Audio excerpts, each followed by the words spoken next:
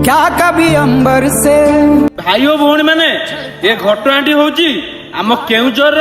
गुंडीचा खाई जोटा कि माने आमर घटुआ माँ तारिणी माँ मंदिर जोटे प्राय लोक जानते माँ तारिणी माँ पीठ